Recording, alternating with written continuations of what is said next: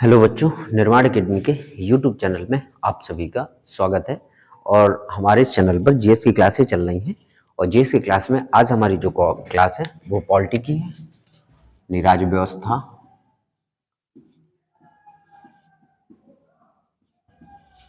राज्य व्यवस्था पढ़ रहे हैं। और हमने ऐतिहासिक पृष्ठभूमि, संविधान की संरचना, वो सब हमने देख लिया है। आज हम देखेंगे संविधान के स्रोत, संविधान के स्रोत, संविधान के स्रोत देखेंगे। यानी कुल मिला के कि जो हमारा संविधान बना हुआ है तो संविधान के स्रोत कहाँ कहाँ से हमने जो चीजें ली हैं, कहाँ से ली हैं। जैसे हमने मूल अधिकार है, ये हमने कहाँ से लिया है, डीपीएसपी है, ये हमने कहाँ से लिया है। तो संविधान के प्रमुख स्रोत हमारे क्या क्या होंगे, इन सब चीजों के बारे में हम जानेंगे और समझेंगे। तो जो आज पहली बार बच्चे देख रहे हो तो सबसे पहले वो चैनल को सब्सक्राइब करके बेल आइकन ऑन कर लीजिएगा। साथ ही साथ पुराने वीडियो भी आप कंप्लीट कर लीजिएगा। हमने बिल्कुल बेसिक से शुरुआत की है, ऐतिहासिक पृष्ठभूमि से शुरुआत की है। तो प्लेलिस्ट बनी हुई है, सबकी अलग अलग प्लेलिस्ट बनी हुई है। पॉलिटी की अलग प्लेलिस्ट है, ज्योग्राफी की अलग प्लेलिस्ट है, और आपकी हिस्ट्री की अलग प्लेलिस्ट है। हमारी तीन तीन कक्षाएं चल रही हैं, और साथ ही साथ संडे को साइंस की क्लास चल रही है। तो अभी उसमें एक क्लास हुई है विटामिन जो है आपकी बायोलॉजी क्लास, तो उसको भी कंप्लीट कर लीजिएगा। तो ये भी पुराना कंप्लीट कर लीजिएगा, और फिर यहाँ से आप जोड़ते हुए पढ़ेंगे तो आपको बहुत अच्छी चीजें समझ में आएंगी। आइए शुरुआत करते हैं संविधान के स्रोत में। तो सबसे पहला है हमारा भारत शासन अधिनियम 1935।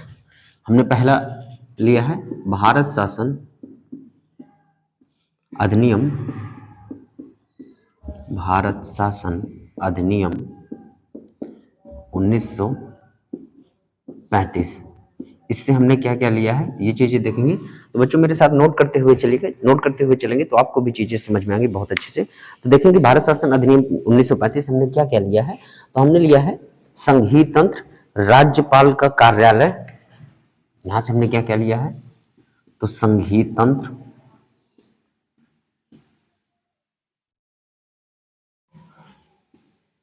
संघीय तंत्र।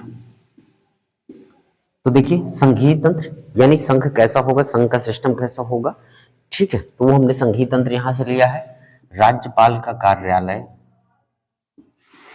राज्यपाल का कार्यालय, कार्यालय ये हमने लिया है। और क्या लिया है, न्यायपालिका, न्यायपालिका ये हमने कहां से लिया है, तो भारत शासन अधिनियम 1935 से लिया है। और क्या लिया है, तो हमने लिया यूपीएससी यानी लोक सेवा आयोग, लोक सेवा आयोग। तो लोक सेवा आयोग लिया है। यूपीएससी हमने लिया है, यूनियन पब्लिक सर्विसेज कमीशन, जो हमारे प्रशासनिक सेवाओं की क्या करता है, परीक्षाएं करवाता है, नियुक्ति करवाता है। तो ये हमने लिया है। और क्या लिया है, तो हमने लिया है आपातकालीन उपबंध, आपातकालीन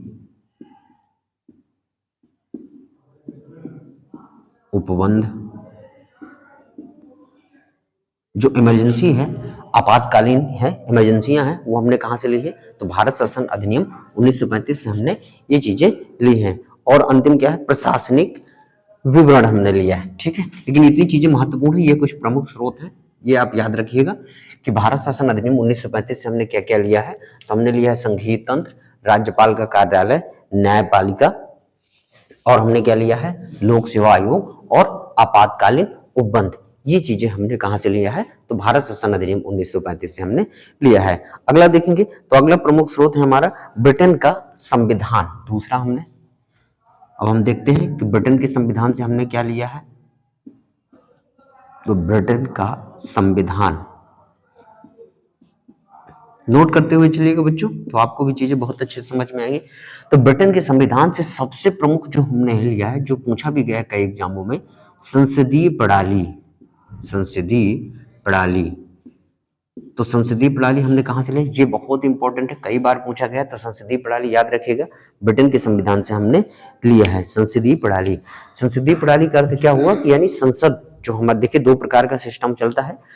अगर लोकतंत्र में देखेंगे तो जहां लोकतंत्रात्मक सरकारें हैं वहां पर दो तरह के जो है सरकारें होती हैं, दो प्रकार का शासन व्यवस्था होती है, या तो संसदीय व्यवस्था होती है या अध्यक्षीय व्यवस्था होती है। तो हमने संसदीय प्रणाली को अपनाया है और यह हमने कहाँ से लिया है, तो हमने लिया है ब्रिटेन के संविधान से। दूसरा है विधि का शासन। विधि का शासन, विधि का शासन हमने कहां से लिया है, तो ब्रिटेन से लिया है। विधि के शासन का अर्थ यह है कि सब कुछ यानी कानून एवं नियम के आधार पर होगा, सभी जो है विधि से बड़े नहीं है, तो विधि का शासन, ठीक है। और हमने क्या लिया है, एकल नागरिकता। एकल नागरिकता, एकल नागरिकता का प्रावधान, ये भी काफी इंपॉर्टेंट है, पूछा गया है आपका। एकल नागरिकता, एकल नागरिकता का मतलब कि हमारे देश में सिर्फ एक ही नागरिक है, किसी और जो है नागरिकता नहीं। जैसे अमेरिका में देखेंगे तो कैसी नागरिकता है, दोहरी नागरिकता, वहां राज्य की अलग नागरिकता होती है और देश की अलग नागरिकता होती है, पर हमारे यहाँ ऐसा नहीं है, हमने एकल नागरिकता का प्रावधान, यानी सिर्फ सभी देश के नागरिक होंगे। आप राज्य के नागरिक नहीं, आप राज्य के निवासी हो सकते हैं, लेकिन नागरिक आप किसके होंगे, एक देश के होंगे, वही एकल नागरिकता कहलाती है कि एक देश का नागरिक। तो एकल नागरिकता हमने कहां से ली है, तो ब्रिटेन से ली है। और हमने क्या लिया है, तो मंत्रिमंडल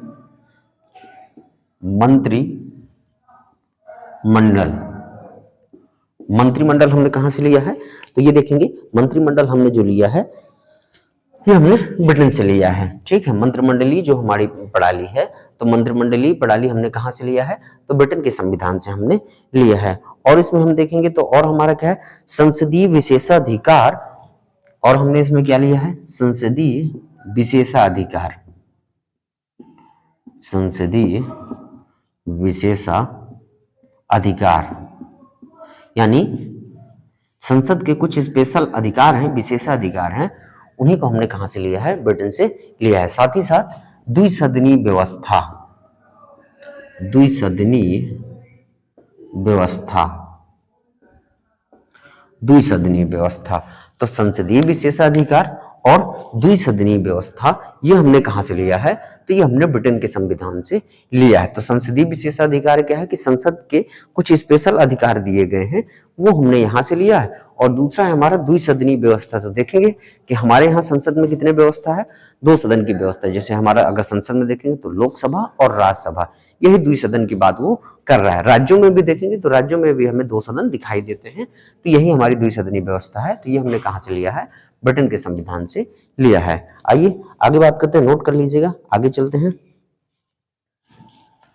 चलिए नोट कर लीजिएगा।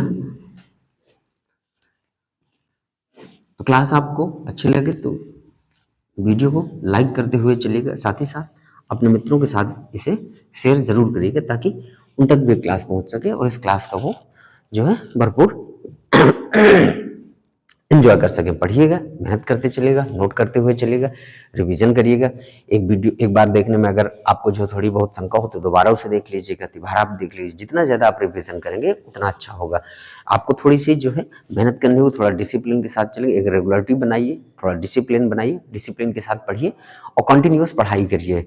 तो 4-6 महीने में आपको कुछ बेहतर रिजल्ट ज़रूर मिलेंगे। तो हमें कुछ जो है ईमानदारी से काम करने पड़ेंगे। आइए देखते हैं, अगला है हमारा यूएसए का संविधान, यूनाइटेड स्टेट ऑफ अमेरिका का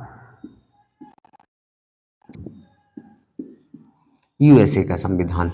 तो यूएसए के संविधान से हमने क्या लिया, सबसे महत्वपूर्ण है यूएसए के संविधान से हमने क्या लिया है, मूल अधिकार, फंडामेंटल राइट, मूल अधिकार। ये संविधान में सबसे प्रमुख भी है, और याद भी रखिएगा इस स्रोत के रूप में कि मूल अधिकार हमने कहां से लिया है, तो यूएसए से लिया है। और मूल अधिकार क्या होते हैं, तो नागरिकों के पर्सनल जो अधिकार होते हैं उसके बारे में संविधान में हमारे लिए एक भाग भी दिया गया है। हम इसके बारे में डिफाइन भी करेंगे, बहुत अच्छे से पढ़ेंगे। और मूल अधिकार से संबंधित जो है क्वेश्चन हमारा पूछा जाता है। तो याद रखिएगा कि मूल अधिकार हमने कहां से लिया है, तो यूएसए के संविधान से हमने लिया, यानी संयुक्त राज्य अमेरिका के संविधान से। अगला है न्यायपालिका की स्वतंत्रता। अगला है न्यायपालिका की स्वतंत्रता। न्यायपालिका की स्वतंत्रता, न्यायपालिका की स्वतंत्रता भी हमने कहां से लिया है, तो यूएसए के संविधान से हमने लिया है। और हमने क्या लिया है, तो न्यायिक पुनर्विलोकन का सिद्धांत, न्यायिक पुनर्विलोकन पुनर्विलोकन का सिद्धांत। तो ये जो न्यायिक पुनर्विलोकन का सिद्धांत है यूएसए से हमने लिया है।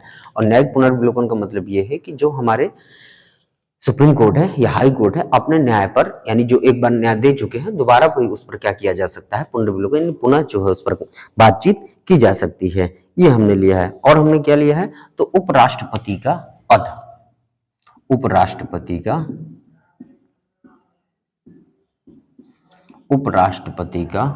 पद। तो उपराष्ट्रपति का पद हमने कहां से लिया है, तो हमने लिया है यूएसए से लिया है कि उपराष्ट्रपति का पद जो है ये हमने अमेरिका से लिया है, ध्यान रखिएगा। अगला है आपका कि उच्चतम न्यायालय और उच्च न्यायालय के न्यायाधीशों को पद से हटाया जाना है। ठीक है, याद रखिएगा यहां से, उच्चतम न्यायालय तथा उच्च न्यायालय के न्यायाधीशों को पद से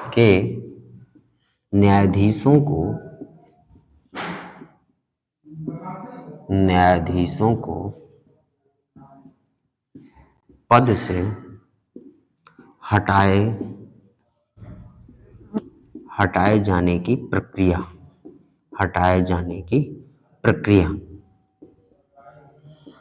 तो याद रखिएगा कि उच्चतम न्यायालय तथा उच्च न्यायालय के न्यायाधीशों को पद से हटाए जाने की जो प्रक्रिया है ये हमने कहां से लिया है, ये हमने लिया है यूएसए के संविधान से हमने लिया है। और हमने क्या लिया है, तो अंतिम पॉइंट देखेंगे, राष्ट्रपति पर महाभियोग।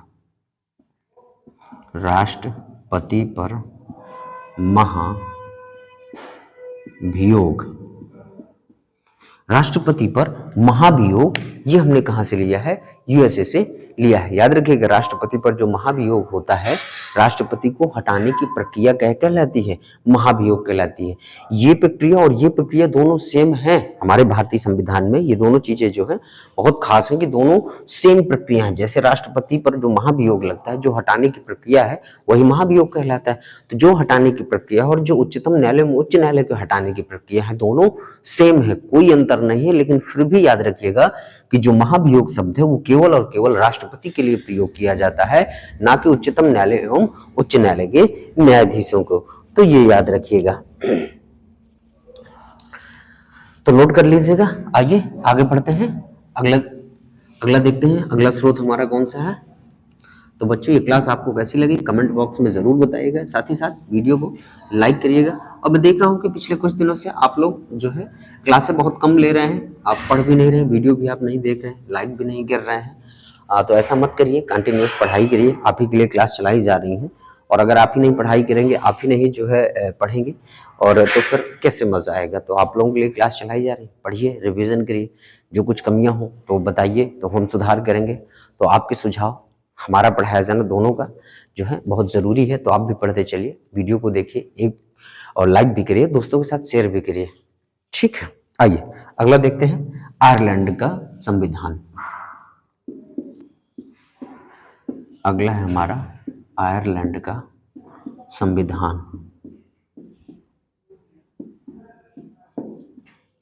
आयरलैंड का संविधान, तो आयरलैंड के संविधान से हमने क्या लिया है, तो आयरलैंड के संविधान से हमने लिया है राज्य के नीति निर्देशक तत्व। राज्य के नीति निर्देशक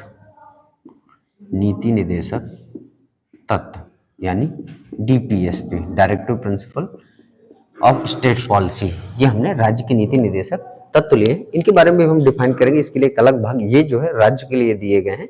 तो जो है हम इसके बारे में भी देखेंगे। अगला हम देखेंगे कि राज्य की नीति निर्देशक तत्व के बाद फिर क्या है कि राष्ट्रपति की निर्वाचन पद्धति। दूसरा हमने क्या लिया है, यहां से राष्ट्रपति की निर्वाचन पद्धति। राष्ट्रपति की निर्वाचन पद्धति ये हमने कहां से लिया है, तो आयरलैंड के संविधान से हमने लिया हुआ है। अगला हम देखेंगे, तो अगला हमने क्या लिया है, तो राज्यसभा के लिए सदस्यों का, राज्यसभा के लिए सदस्यों का मनोनयन, मनोनयन ये हमने कहाँ से लिया है? तो हमने जो है मनोनयन या नामांकन समझ नामांकित किया जाता है, तो हमारे यहाँ मनोनयन की जगह नामांकन, ठीक है, नामांकन कर सकते हैं, नामांकन, ठीक है। तो राज्यसभा के लिए सदस्यों का जो नामांकन है वो हमने कहाँ से लिया है? वो हमने आयरलैंड के संविधान से लिया है। राज्य के नीति निर्देशक तत्व हमने कहाँ से लिए हैं? आयरलैंड से लिए हैं, ठीक है। इनके लिए अलग भाग संविधान में दिया गया है, हम उसके बारे में पढ़ेंगे, ठीक है। अगला है हमारा कनाडा का संविधान। अगला है हमारा कनाडा का संविधान, कनाडा का संविधान। तो कनाडा के संविधान से हमने क्या लिया है? तो कनाडा के संविधान से हमने लिया है सशक्त केंद्र के साथ संघीय व्यवस्था, ठीक है, सशक्त केंद्र के साथ संघीय व्यवस्था, संघीय व्यवस्था, ठीक है। यानी देखिए संघीय व्यवस्था हमारे यहाँ रहेगी, पर संघीय व्यवस्था को होने का मतलब देखिए क्या, संघीय व्यवस्था का मतलब ये है कि केंद्र और राज्य दोनों मिलकर काम करेंगे, वही क्या कहलाएगा? संघ बनाएगा।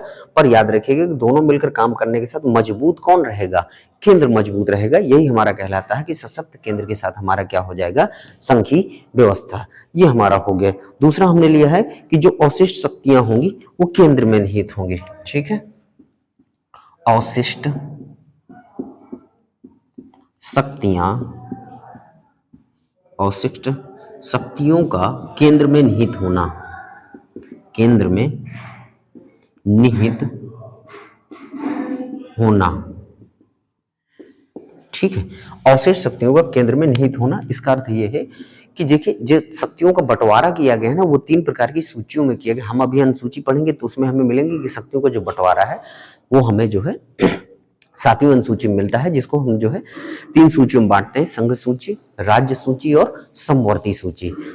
तो उन सूचियों के अलावा अगर कोई ऐसा विषय है जिस पर जो है अभी तक कोई कानून नहीं बना, कोई नियम नहीं बना, वो किस में आएगा? अवशिष्ट शक्तियों के रूप में आएगा। और ये अवशिष्ट शक्तियां कहाँ होंगी? केंद्र में होंगी। यानी उन पर अब कौन नियम कानून बनाएगा? केंद्र बनाएगा, जो उन 3 सूचियों में शामिल नहीं किया गया है। हम देखेंगे अवशिष्ट शक्तियां, हम इसके कुछ एग्जाम्पल भी देखेंगे कि अवशिष्ट शक्तियां क्या होती हैं। अभी हम बस स्रोत पढ़ रहे हैं, तो स्रोत आप समझ लीजिए, थोड़ा सा लिख लीजिए, इसके बाद हम एक चीज को डिफाइन करेंगे। तो अवशिष्ट शक्तियों का केंद्र में निहित होना ये किस संविधान से है? कहां से हमने लिया है? तो कनाडा से लिया है, ठीक है। अगला है कि केंद्र द्वारा राज्य के राज्यपालों की नियुक्ति। अगला है केंद्र द्वारा राज्य के राज्यपालों की नियुक्ति, राज्यपालों की नियुक्ति। ये हमने कहां से लिया है? तो ये हमने कनाडा से लिया है। नोट कर लीजिएगा, आगे बढ़ते हैं। चलिए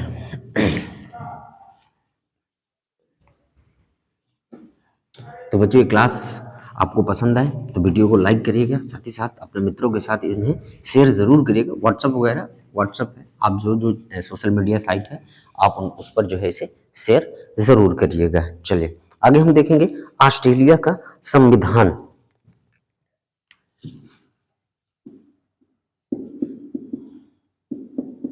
ऑस्ट्रेलिया का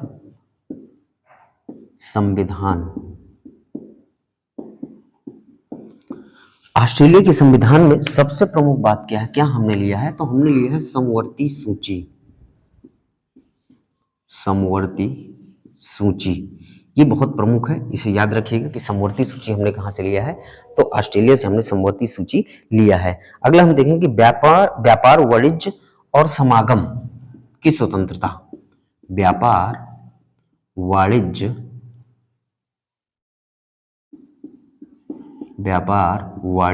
तथा समागम की स्वतंत्रता, ठीक है। कि व्यापार से संबंधित कोई जो स्वतंत्रताएं हैं वो हमने कहां से लिए हैं? तो ऑस्ट्रेलिया के संविधान से लिया हुआ है। सबसे प्रमुख है समवर्ती सूची। दूसरा हमने क्या लिया है यहां से? अगला कि संसद के दोनों सदनों की संयुक्त बैठक का प्रावधान, संयुक्त बैठक का प्रावधान, ये हमने कहाँ से लिया है? तो ये हमने ऑस्ट्रेलिया से लिया है। संसद के दोनों सदनों की संयुक्त बैठक का मतलब कि राज्यसभा और लोकसभा दोनों एक साथ बैठक करेंगी। ये हमने कहाँ से लिया है? ऑस्ट्रेलिया के प्रावधान से लिया है। और याद रखिएगा ये भारतीय संविधान के आर्टिकल जो है ना, आप देखेंगे तो 108 में दिया गया है कि संसद के दोनों सदनों की संयुक्त बैठक का प्रावधान हुआ है। ठीक है, तो ये रहा हमारा ऑस्ट्रेलिया का संविधान। अगला हमारा जर्मनी का वाइमर संविधान। जर्मनी का वाइमर संविधान। जर्मनी के वाइमर संविधान से हमने क्या लिया है? तो जर्मनी के वाइमर संविधान से हमने लिया है आपातकाल के समय, आपातकाल के समय मूल अधिकारों का स्थगन। आपातकाल के समय मूल अधिकारों का स्थगन। याद रखिएगा ये हमने कहां से लिया है? तो जर्मनी के वाइमर संविधान से लिया है हमने कि आपातकाल के समय मूल अधिकारों का स्थगन। जो हमारी इमरजेंसियां हैं, हमारी इमरजेंसियां देखिए कितने प्रकार की हैं? 3 प्रकार की इमरजेंसी हम पढ़ेंगे, बहुत डिटेल से उसको पढ़ेंगे। तो जैसे इमरजेंसी लगती है तो इमरजेंसी के समय मूल अधिकार क्या होते हैं? स्थगित होते हैं। और कौन कौन से होते हैं, कैसे कैसे होता है, ये हमने कहाँ से लिया है? तो ये हमने जर्मनी के वाइमर संविधान से लिया है। हम पढ़ेंगे, बहुत डिफाइन पढ़ेंगे, बहुत डिटेल पढ़ेंगे कि आपातकाल क्या होते हैं, कितने प्रकार के आपातकाल हैं, और आपातकालों के समय मूल अधिकारों के साथ क्या क्या होता है, ये सब चीजें पढ़ेंगे। तो बस आप अभी जो है स्रोत के बारे में समझ लीजिएगा, इसके बाद हम डिटेल पढ़ेंगे। तो आपातकाल के समय मूल अधिकारों का स्थगन हमारा कौन सा हो जाएगा? जर्मनी का वाइमर संविधान। अगला है सोवियत संघ का संविधान। सोवियत संघ कहिए या वर्तमान में हम इसे क्या कहें? रूस का संविधान। ठीक है, रूस का संविधान। कहीं सोवियत संघ लिखा हो तो आप परेशान मत होइएगा, सोवियत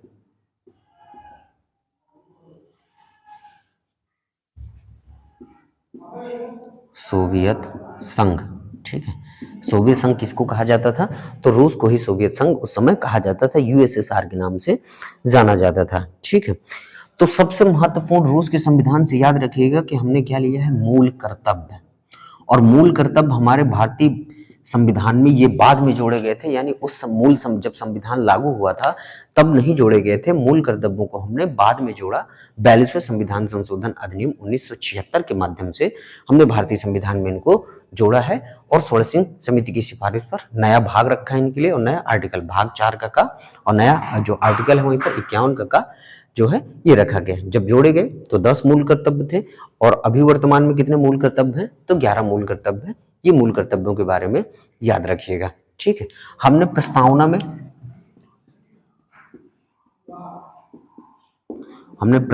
यहां से जो है हमने 3 शब्द जोड़े हैं। और कौन कौन से हैं वो? प्रस्तावना में जैसे न्याय है, प्रस्तावना में जो है हमने न्याय शब्द में 3 जोड़े हैं। कौन कौन से? सामाजिक, आर्थिक और राजनैतिक, ये 3 न्याय हमने लिए हैं। ये 3 न्याय हैं प्रस्तावना में। जो न्याय शब्द है 3 हैं आपके: सामाजिक न्याय, आर्थिक न्याय और राजनैतिक न्याय। तो प्रस्तावना में जो न्याय का आदर्श है वो हमने कहां से लिया है? न्याय का आदर्श ये हमने कहां से लिया है? तो सोवियत संघ रूस से लिया है, रूस के संविधान से हमने लिया है। तो याद रखिएगा कि मूल कर्तव्य हमने कहां से लिए हैं? रूस के संविधान से। और प्रस्तावना में जो न्याय का आदर्श है, 3 प्रकार के न्याय है: सामाजिक न्याय, आर्थिक न्याय, राजनैतिक न्याय, ये हमने कहां से लिया है? तो रूस के संविधान से हमने लिया हुआ है। नोट कर लीजिएगा। आगे बढ़ते हैं, चलिए स्क्रीनशॉट ले लीजिएगा।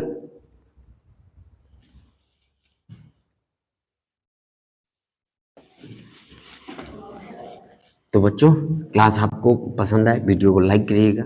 साथ ही साथ मेरे जो है आपसे कह रहा हूँ कि आप इसे शेयर ज़रूर करिएगा। जितना ज़्यादा आप इसे शेयर करेंगे मुझे भी मोटिवेशन आएगा, और जितना ज़्यादा आप लाइक करेंगे तो हमें भी मोटिवेशन आएगा। आइए आगे बढ़ते हैं। फ्रांस का संविधान।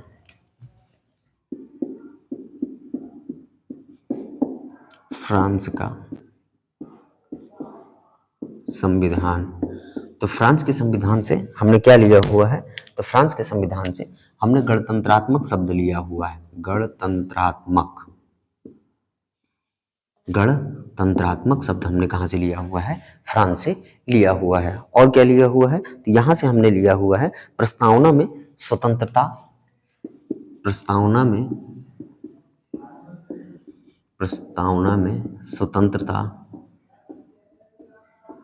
स्वतंत्रता, समता तथा बंधुता के आदर्श। याद रखिएगा कि फ्रांस के संविधान से हमने क्या लिया है, तो गणतंत्रात्मक शब्द लिया है। ठीक है, गणतंत्र यहाँ पर हम इसको भी डिफाइन करेंगे, आप परेशान मत होइए, गणतंत्रात्मक शब्द को भी हम बहुत अच्छे से डिफाइन करेंगे। अभी मिलेगा, हम प्रस्तावना पढ़ेंगे और प्रस्तावना में ये हमें शब्द मिलते हैं तो हम एक एक चीज डिफाइन करेंगे। ठीक है, गणतंत्रात्मक और प्रस्तावना में जो शब्द हमें क्या कौन कौन सा, स्वतंत्रता, समता तथा बंधुता के आदर्श, ये हमने कहाँ से लिए हैं, तो हमने फ्रांस के संविधान से लिया हुआ है। अगला देखेंगे, तो अगला हमने दक्षिण अफ्रीका का संविधान, दक्षिण अफ्रीका का संविधान। तो दक्षिण अफ्रीका के संविधान से हमने क्या लिया है, ये हम देखने वाले हैं। तो सबसे पहले हम देखेंगे कि इसमें हमने क्या लिया है, तो संविधान में संशोधन करने की प्रक्रिया, संविधान में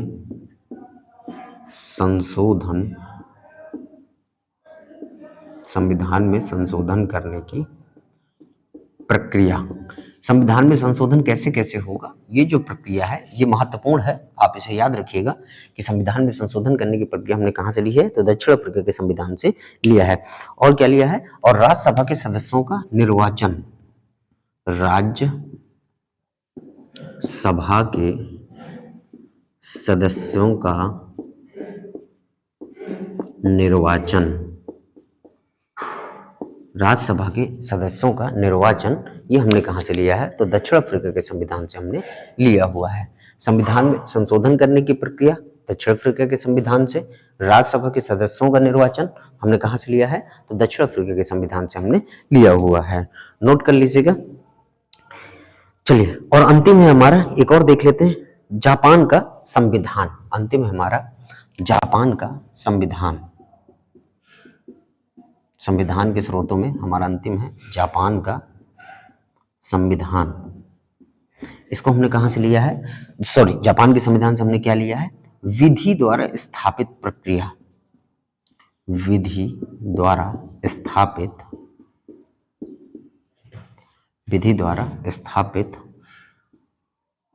प्रक्रिया, ये हमने कहां से लिया है, तो जापान के संविधान से हमने लिया है, विधि द्वारा स्थापित प्रक्रिया। तो ये हमारे संविधान के प्रमुख स्रोत रहे। हमने कुछ महत्वपूर्ण जो है चीजें देखी, महत्वपूर्ण हमने देखा कि कहां से हमने क्या क्या चीजें लिया है, प्रमुख स्रोत हमने देख लिए। ठीक है, और ये बहुत महत्वपूर्ण है, ये पूछे भी जाते हैं। जैसे कई एग्जामों में आपका जो है एकल नागरिकता पूछा गया है, विधि का शासन पूछा गया है, संसदीय प्रणाली पूछा गया है, मूल कर्तव्य पूछे गए हैं, मूल अधिकार पूछे गए हैं। तो संविधान के स्रोत बहुत प्रमुख हैं, आप इनके बारे में याद रखिएगा और पढ़िएगा, रिवीजन करिएगा। और मैं आपसे कहना चाह रहा हूं कि आप एक बार वीडियो को देखिए, उसको नोट करिए, दोबारा फिर आप जो है देख सकते हैं, इसको रिवीजन कर सकते हैं। और जितना ज़्यादा आप बार बार देखेंगे, वीडियो को रिवीजन करेंगे, उतना आपके लिए अच्छा रहेगा। बार बार चीज़ें आपके दिमाग में आएंगी, बार बार चीज़ें जब आप देखेंगे तो आपको चीज़ें बहुत अच्छे समझ में आएंगी। और ये सवाल यहाँ से पूछे भी जाते हैं। और देखिए, हमारे बहुत काम की चीज़ है, तो हमें पढ़ना है। आप पढ़िए, मेहनत करिए और थोड़ा सा डिसिप्लिन के साथ रहें। 6 महीने 8 महीने का थोड़ा डिसिप्लिन, धैर्य रखिए, पढ़ाई करिए और ईमानदारी से पढ़ाई करिए। देखिए, जो भी काम करिए ना, पूरी ईमानदारी से करिए, पूरी लगन के साथ, पूरी प्रतिष्ठा के साथ। आप अपने आप को पूरी तरह से झोंक दीजिए। ज़्यादा समय आप लोगों के पास बचा नहीं है। आपके ग्रुप डी और एनटीपीसी के एग्जाम लगे हुए हैं, यूपी पुलिस और यूपीएसआई के जो है आपके जो है वैकेंसियाँ आने वाली हैं बहुत जल्दी। तो आप जो है पढ़िए, मेहनत करिए। तो मिलते हैं आपसे। अब संविधान के स्रोत हमने देख लिया, अब हम कल देखेंगे ना अनुसूचियों के बारे में पढ़ेंगे। यहाँ से हमारे संविधान के प्रमुख स्रोत हो गए। अब हम पहले अनुसूचियां खत्म करेंगे और अनुसूचियों के बाद फिर हम संविधान की शुरुआत करेंगे। बिल्कुल अनुच्छेद 1 से जो है हम पढ़ना, भाग 1 से पढ़ना चालू करेंगे। तो कल हमारी अनुसूचियां रहेंगी, आज हमारे स्रोत हो गए। पढ़ते चलिएगा, रिविजन करते चलिएगा और आपसे जो है ऑफलाइन कक्षा में पूछा भी जाता है, तो पूछा भी जाएगा, रिवीजन करते चलिएगा। मैं बार बार आपसे कह रहा हूँ, जितना पुराना पढ़ चुके हैं आप सभी, तो रिवीजन जरूर करिएगा और ईमानदारी से जो है पढ़िए। तो मिलते हैं आपसे कल के वीडियो में, तब तक के लिए धन्यवाद। जय हिंद, वंदे मातरम।